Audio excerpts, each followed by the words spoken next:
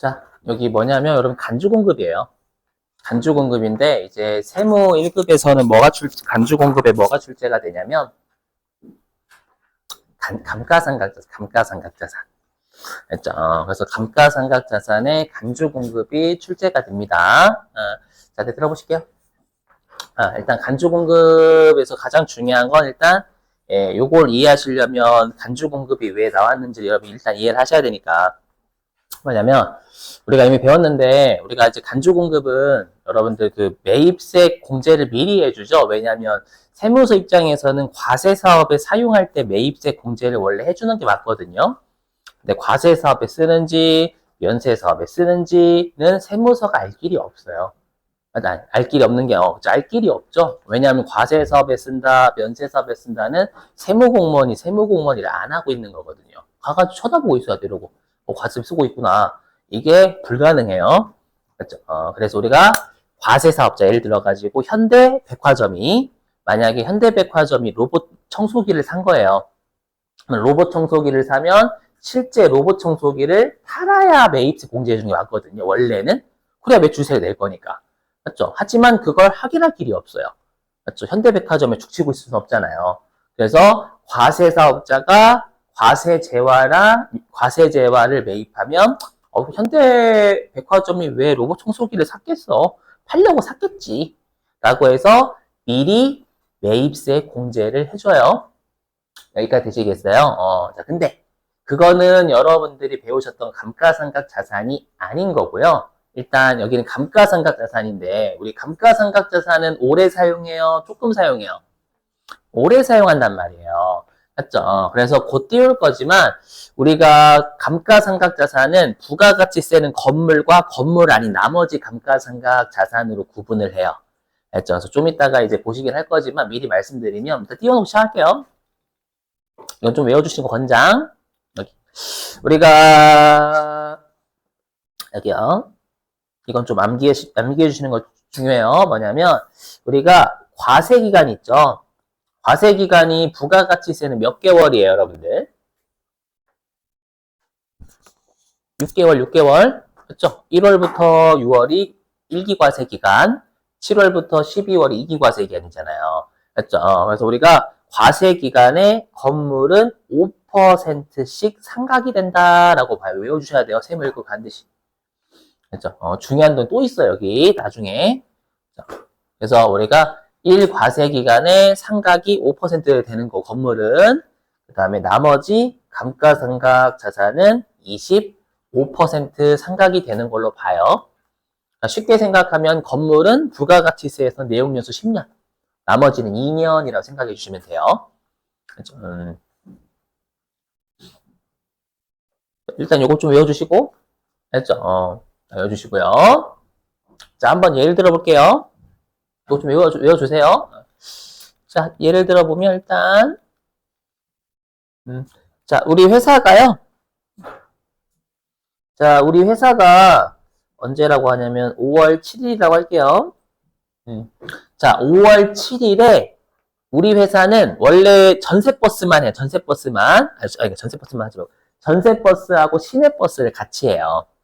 알죠? 근데 시내버스는 면세고 전세버스는 과세잖아요. 맞죠? 근데 여러분들이 조심하실 게 아무리 겸용사업자라고 하더라도 어느 한 곳에만 다 쓴다면 그건 전액 과세가 되거나 전액 매입세 공제가 되거나 전액 매입세 불공제가 되는 거지 일부가 아니에요. 알죠? 근데 내가 이번에 건물을 1,000원 주고 매입을 했어요.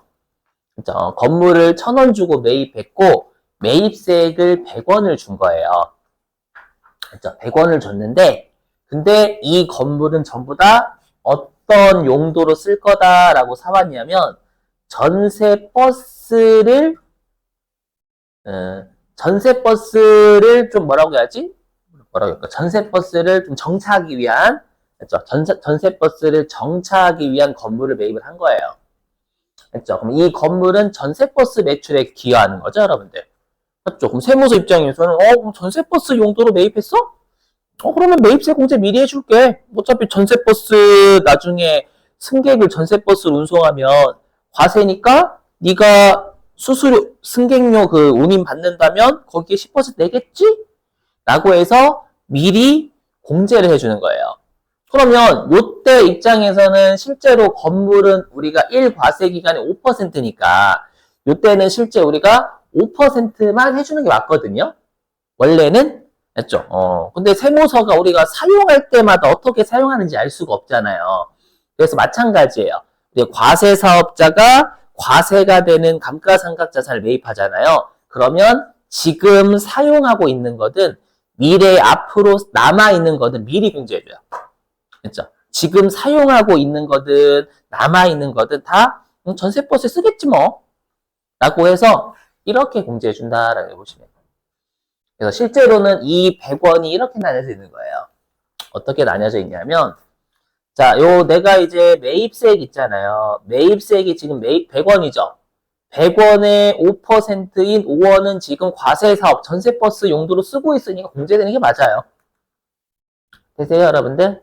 맞는데 그럼 나머지 95%는 지금 사용하고 있는 게 아니라 미래에 전세버스에 사용할 거라고 생각하고 공제해 준 거잖아요. 그래서 지금 100원의 매입세 공제는 엄밀히 얘기하면 두 가지로 쪼개지는 거예요. 지금 사용할 거랑 사용한 거랑 앞으로 과세 사업에 쓸 거랑 미리 공제 같이 해줘버리는 거예요. 아셨죠? 자, 그리고 이제 열심히 우리가 전세버스를 정차하는데 쓴 거예요. 맞죠? 썼는데 너무 장사가 안 되는 거예요. 왜냐면 사람들이 전세버스 이용을 안 해. 너무 지금 금리가 많이 튀고 사람들이 집 밖에서 안 나와. 알죠? 전세버스 너무 비싸고. 알죠? 그래가지고 장사가 잘 안 되는데 봤더니 그러면 사람들이 시내버스 많이 타지 않을까? 싸니까. 예를 들어 유가가 얼마라고 하죠? 유가가 예를 들어가지고 우리나라 돈 1리터에 10,000원이라고 하죠. 10,000원이면 차 안 타고 다니죠, 여러분들. 그죠? 1리터에 극단적 10,000원? 죽어 사람 차 타고 다녔다가 여러분들 월급이 다 나가 유가 그 기름값으로. 맞죠? 그래서 이제 시내버스 타고 다닌대. 시내버스는 뭐 기름 안 쓰잖아요. 맞죠? 전기나 수소로 다니죠, 여러분들. 그죠? 그러다 보니까 그래 열심히 해서 시내버스 타자. 라고 해가지고 시내버스가 잘 되는 거예요. 그래서 나는 이 건물을 시내버스를 정차하는 용도 돌려버린 거예요. 알죠? 근데 언제 돌렸냐면 일단 여기다가 과세기한 좀 쓸게요. 자, 그럼 여기는 우리가 2022년 1기. 자, 별도 기라고 하면 그냥 과세기간 생략. 여기가 2022년 2기. 여기가 2023년 1기. 그냥 우리 시험은 2023년 낼 거니까 2023년으로 마지막을 한 거예요. 맞죠? 요때 이 건물을 시내버스 정비 또는 우리 시내버스 정비용 또는 시내버스를 머물게 하는 용도로 쓴 거예요. 정차용으로. 그렇죠? 그러면 이 건물은 어떤 매출에 기여하는 거냐면 시내버스 매출에 기여하는 거잖아요. 맞죠? 시내버스 매출에 기여하는 건물이란 말이에요. 오케이? 그러면 우리가 시내버스를 운전하면 그 운임은 연세죠. 그 매출세액 내요, 안 내요? 안 내요. 안 냈는데 매입세 공제를 이미 100% 다 해줘버렸단 말이에요. 맞죠? 그러면 당연히 우리가 요 100원을 토해내게 해야 되는데 그럼 100원을 다 토해내요? 그건 아니다라는 거예요. 왜냐? 예를 들어가지고 내가 면세에 전용한 게 언제라고 할까? 2월 12일 날 했대요. 예를 들어가지고 그럼 대략 몇 과세 기간은 썼어요. 대략. 물론 과세 기간 어떻게 우리 계산하는지는 여러분들이 외워주셔야 됩니다. 좀 이따가는. 대략 몇 과세 기간 정도 썼냐면 대략 하나, 둘. 대략이요. 대략 이 과세 기간은 전세버스에 잘 썼어요. 맞죠? 그러면 이 과세 기간 썼다라는 건 5%에 2 곱한 10%만큼은 과세사업에 쓴 거예요. 그럼 남아있는 90%만 면세로 바꾼 거죠. 이해되시겠어요? 그래서 남아있는 90%만 때리겠다라는 거예요, 여기는. 왜냐? 생각해보세요. 우리가 여러분들이 간주공급 배우신 세무 2급 때까지 배우신 간주공급은 다 감가상각 자산이 아닌 것들이에요. 감가상각 자산은 오랜 기간 사용하죠. 그렇죠? 세무서 입장에서는 감가상각 자산은 아니 오랜 기간 사용할 수도 있으니까 도중에 약속을 좀 어길 수도 있겠지라고 생각해서 정말 남아있는 것만 때려요. 그렇죠? 근데 이게 만약에 재고자산이래요. 그럼 재고자산은 사용을 안 한 거예요? 창고에 수셔받고 있는 거예요? 창고에 수셔받고 있는 거예요. 재고자산은 판매 목적이 사용 목적이 아니에요. 맞죠? 판매하지 않고 창고에 수셔받고 있는 거예요. 맞죠? 그렇기 때문에 괘씸한 놈이에요. 오랜 기간 사용하는 놈이 아니거든. 맞죠? 그래서 이놈 새끼 봐라? 판매할 거라고 생각하고 공제해서 이렇게 창고 수셔받고 있어? 이 새끼, 너 남아있는 게 아니라 너는 그냥 시가로 다 뜯어 뺄 거야. 맞죠? 감가상각자산, 그래, 너는 오랜 기간 쓸 수 있으니까. 원래 도중 약속 어길 수 있지. 라고 해서요, 보시면. 자, 근데 우리가 좀 구조가 이래요. 그냥 화면 보실게요. 우리가 당연히 100원부터 출발해야 돼요. 100원부터. 100원은 여러분들 세액이에요, 금액이에요? 세액이죠. 근데 우리가 매출 쪽은 다 금액으로 먼저 출발해, 무조건. 됐죠? 왜 그러냐? 듣고 버리세요. 이건 하나도 안 중요해요. 우리 부가가치세 구조가 실제로는 어떻게 돼 있냐면 이렇게 돼 있어요. 이거 쓰지 마세요. 부가가치세 구조가 어떻게 돼 있냐면 매출한 금액의 세율 빼기 매입세 이렇게 돼 있어요. 여러분들이 선생님 매출 곱하기 세율이 매출 세액이 같은 거 아니에요? 라고 생각하시겠지만 이 매출 곱하기 세율을 의미하는 게 뭐냐면 매출한 금액이 있으면 무조건 내라라는 거예요. 근데 매입세 공제는 무조건 해줘요? 아니에요. 매입세 공제는 우리가 배웠던 매입세 불공제가 아닌 애만 해주잖아요. 즉 적격 증명 서류 받고 매입세 부담을 했다는 걸 증명을 해야 돼. 근데 매출은 증명 안 해도 상관없어. 맞죠? 무조건 매출하면 다 때려버리겠다라는 의미에서 매출에서 출발해요. 매출 쪽 무조건. 매입세액은 매입 쪽은 다 매입세액으로 따지고. 그래서 그래요. 제가 그래서 설명 이따고 할 수밖에 없어. 그래서 여러분이 나중에 매출 쪽 보면 다 금액 기준으로 설명도 돼 있고 그다음에 계산식도 그렇게 돼 있어요. 맞죠? 그래서 여기가 공급가액이라고 돼 있지 매출세액이 안 돼 있는 거예요. 그럼 공급가액이니까 세액인 100원에서 출발하는 게 아니라 1000원에 출발해야 되겠지. 이해되시겠어요? 그럼 나중에 10% 곱하겠다라는 거예요. 뭐 이런 것 때문에 하나도 중요하지 않다. 이거 지금은. 맞죠? 자, 그래서 왜냐 우리가 여러분들 아시지만 부가가치세 신고서 우리 매출 쪽 생각해 보세요. 신고서에는 우리 매출 쪽은 매출만 금액만 넣어요. 세액도 같이 넣어요.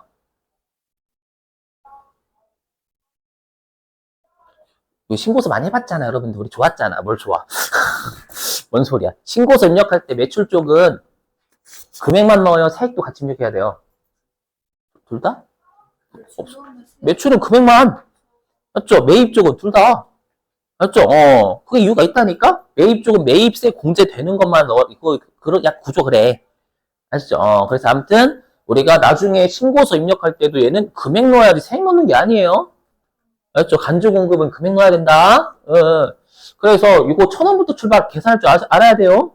세액 넣었다가 난리나 금액 쪽에.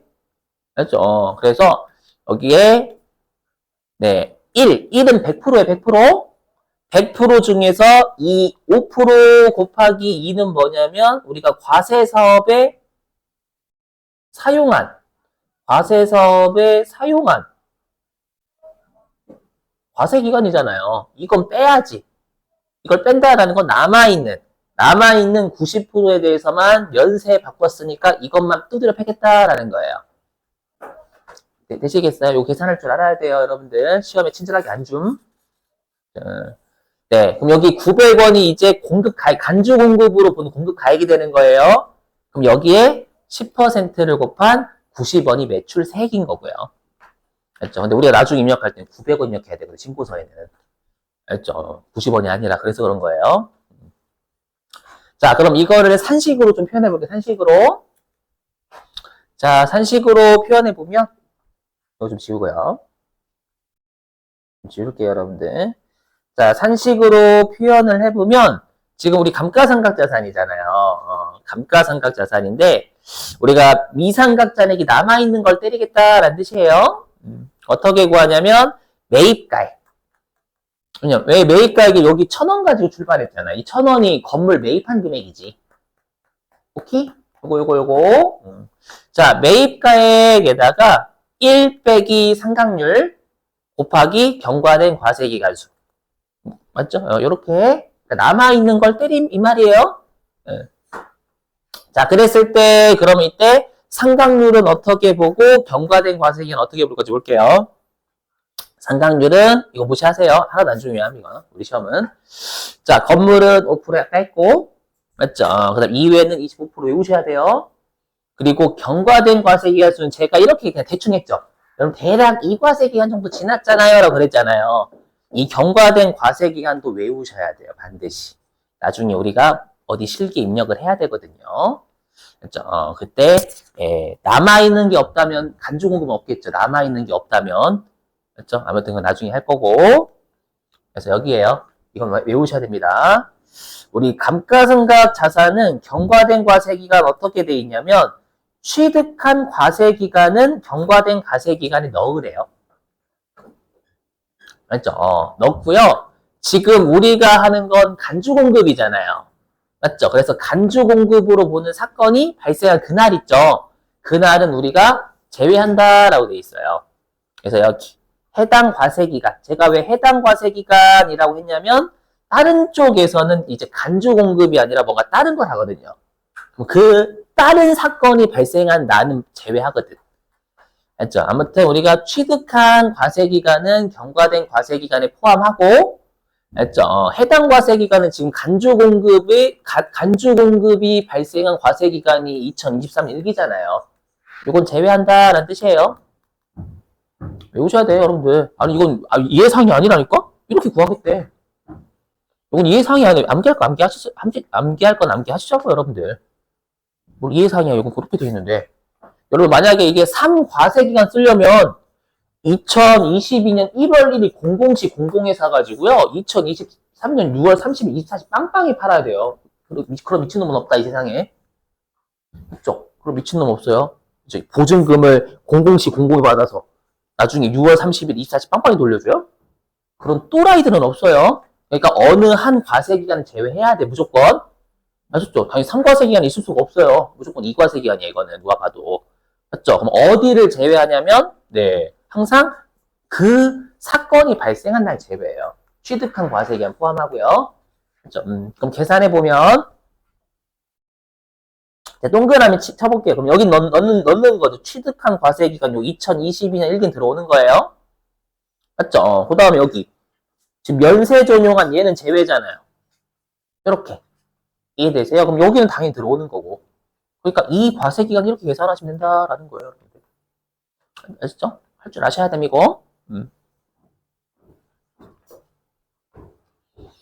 자, 그러면 여러분들이 실제 문제를 풀어볼게요. 문제를. 그리고 이거 문제 아니다. 자, 뭐냐면 그러면 감가상각 자산이 아닌 건 얘는 남아있는 게 없죠. 왜냐면 사용하는 개념이 아니라 창고에 처박고 있는 거거든. 그러니까 원래는 남아있는 건 매입가액 전부죠. 맞죠? 근데 괘씸한 놈이니까 나쁜 놈을 시키. 해가지고 얘는 매입가액이 아니라 시가로 조져버리겠다라는 거예요. 빨리 팔아라 이 새끼야 이렇게 되는 겁니다. 그래서 여러분들이 아마 간주 공급은 시가다라고 배우신 건 감가상각 자산이 아닌 애들이 아닌 애들. 그래서 문제를 보실 때는 꼭 감가상각 자산인지 아닌지를 세모 1급서부터 보셔야 돼요. 맞죠? 자, 그러면 여러분들이 이거 구할 줄 아셔야 되니까 우리 교재로 갑니다. 우리 교재로 오셔가지고요. 여러분들이 뭐 좀 계산하시냐면 335페이지.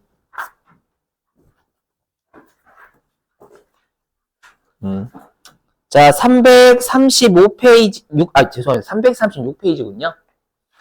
336페이지 13번이 있거든요. 13번. 우리 지금 2기 확정 신고 기간 할 거, 2기. 맞죠? 올해 2기의 과표 구하는 거, 올해 2기.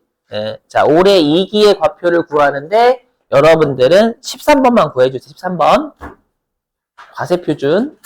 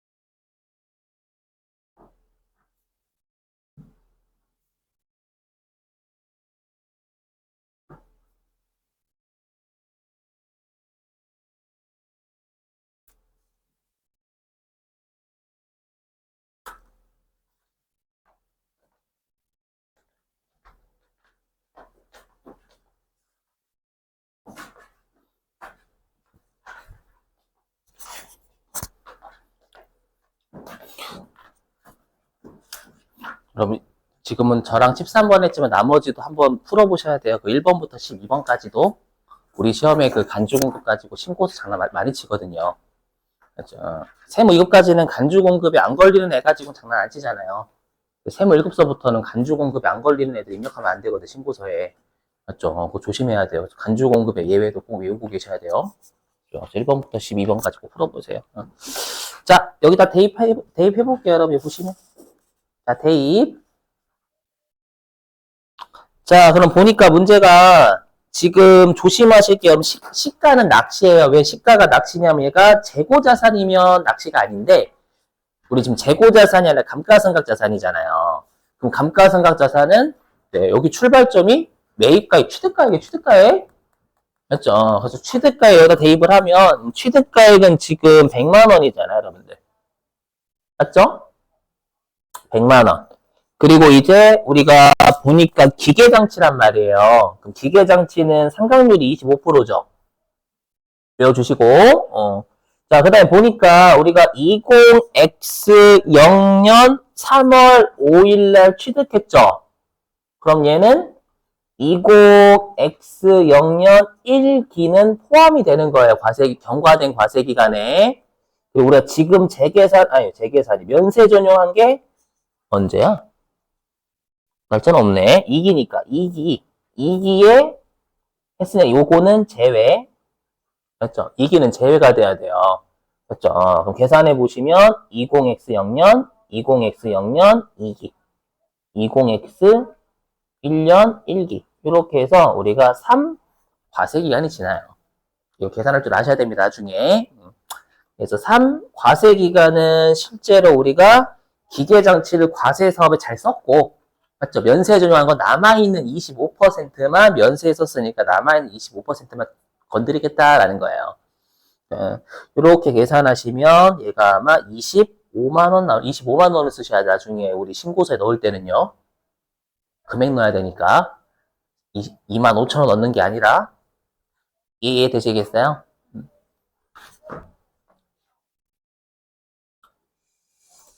자.